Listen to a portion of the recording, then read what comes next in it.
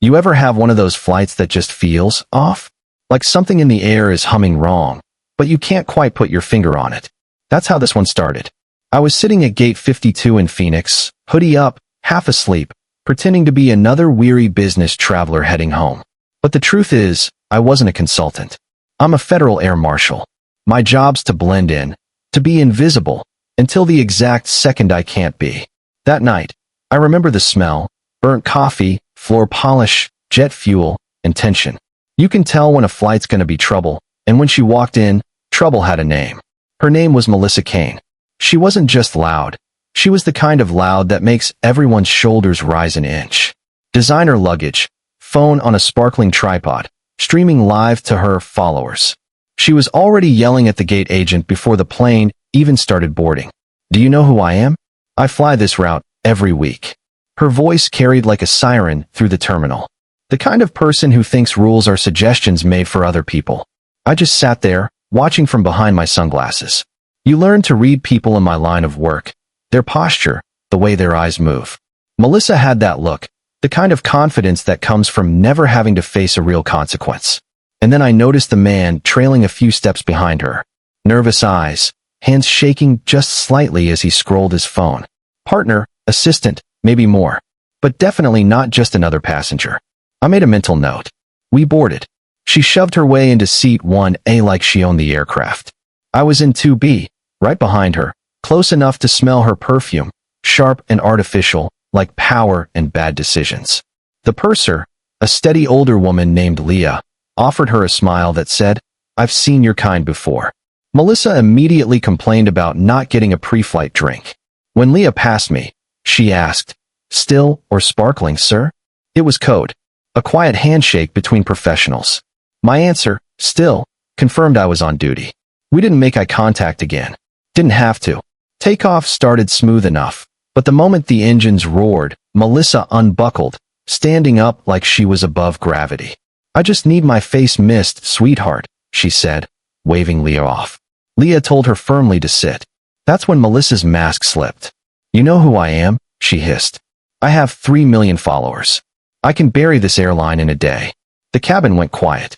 Even the hum of the engines felt awkward. Leah didn't blink. "Please sit down, ma'am." Melissa stared at her, defiant, then flopped into her seat with a loud sigh. "You people have no idea who you're talking to." That was strike one. About an hour in, things got weird. Melissa was still streaming, still complaining, when her partner, the nervous guy, started signaling with his phone. Tiny nods, quick glances. I've seen this choreography before.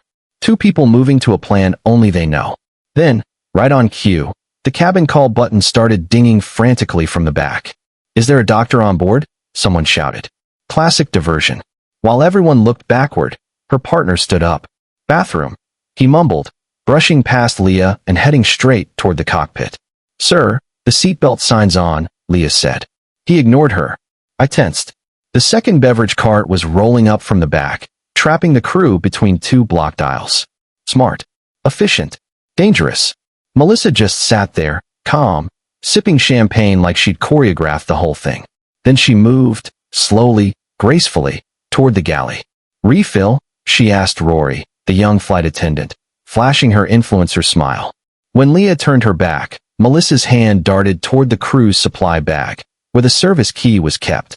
My fingers twitched. Protocol said wait until an overt act. But my instinct screamed she's about to make her move. Then Leah spun around, like she felt it too. "Can I help you, ma'am?" Her tone dropped 10 degrees. Melissa straightened up, fake laugh. "Just getting water, hon." Thought I dropped an earring. They locked eyes. Both knew exactly what had just almost happened. That was strike two. Then, as if the universe decided to pour gasoline on the fire, turbulence hit. Hard. The plane dropped. People screamed. A bottle of red wine flew off a shelf and shattered against the galley wall. The scent filled the cabin, sweet, metallic, violent. And that's when I saw it. A jagged shard of green glass spinning to the floor, catching the dim cabin light. Melissa saw it too. Her eyes lit up like a gambler seeing her last chip. She unbuckled. The cabin went dark for half a second as the lights flickered, and in that tiny slice of blackness, she lunged. Her partner burst out of the lavatory at the same time, throwing himself against the cockpit door, shouting, Let us in. That was it. Game on. I was out of my seat before I even realized it, using the turbulence to carry me forward. Federal Air Marshal. I shouted, flashing my badge. Drop the weapon. Get on the ground. She froze, glass in hand, eyes wide. Then she sneered. You're not real. You're just some wannabe cop. She came at me, wild, the bottle flashing. I sidestepped, grabbed her wrist, thumb pressing into the nerve bundle just behind her palm. She screamed as the bottle hit the floor. Drop it, I said, calm, low, controlled. She dropped it. I twisted her wrist, brought her down to her knees, cuffed her before she even finished cursing.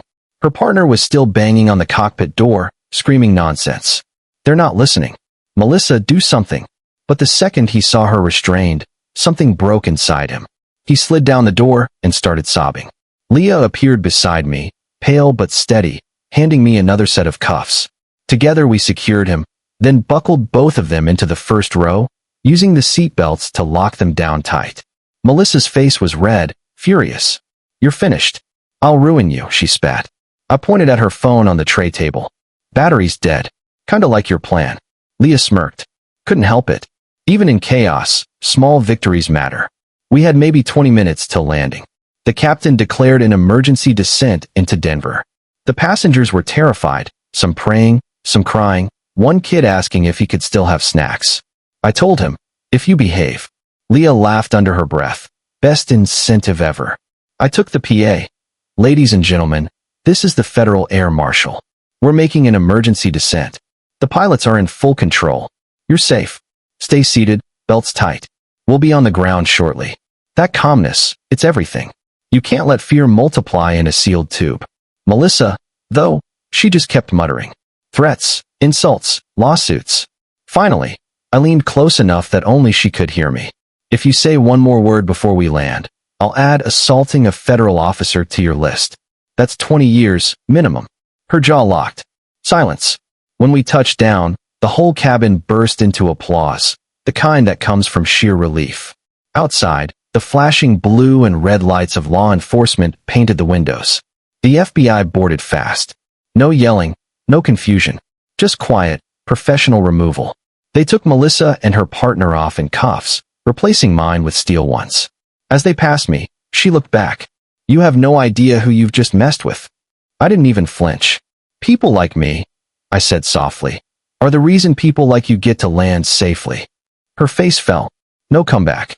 Just the sound of her heels scraping against the floor as they led her away. The passengers deplaned one by one. An old lady from row 3 touched my arm and said, You're the reason I still fly. A little kid handed me a pirate sticker and said, You can have my badge. I told him, temporary. Like fame. His mom laughed through tears. A week later, I saw Melissa on the news. Not the glamorous influencer version, the mugshot one. Her live stream, the same one she thought made her untouchable, had become the evidence that buried her. Every threat, every order to her partner, recorded in perfect HD. Her followers turned on her overnight. The airline banned her for life. The FAA fined her more than most people make in a decade. She wanted attention, and she got it, just not the kind she wanted. I was back in another airport by then, hoodie up, boarding another flight full of strangers. The world keeps turning, and my job stays the same. Make sure the people who think they're above the rules find out they're not. Because up there, 35,000 feet in the air, the rules aren't suggestions. They're the only thing keeping us all alive. So what do you think? Did she deserve everything she got? Or do you think there's such a thing as going too far for justice? Tell me in the comments. I want to hear where you draw the line.